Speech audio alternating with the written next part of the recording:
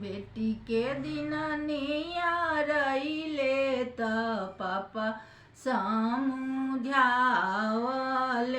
हो।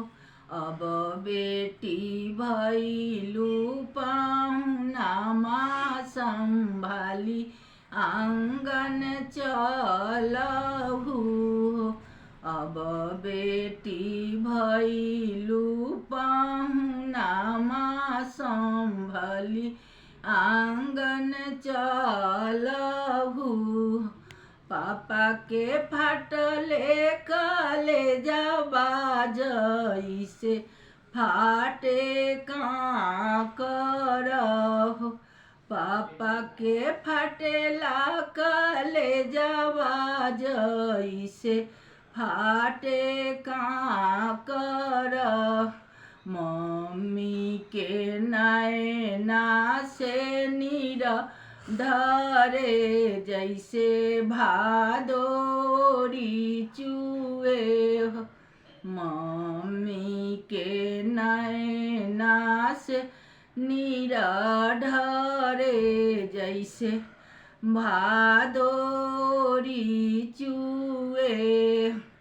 बेटी के दिन नियारइले त चाचा समझावले हो।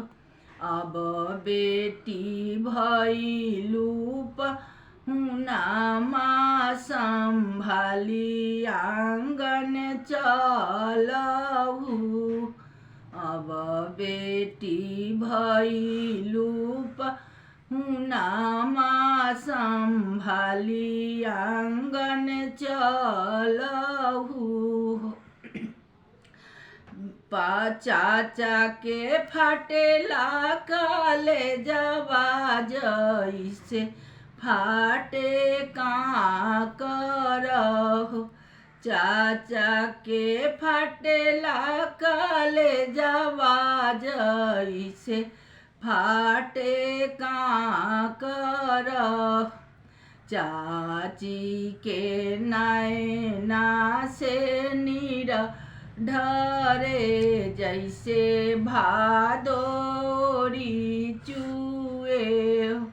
चाची के नैना से नीर ढरे जैसे भादोरी चुए हो।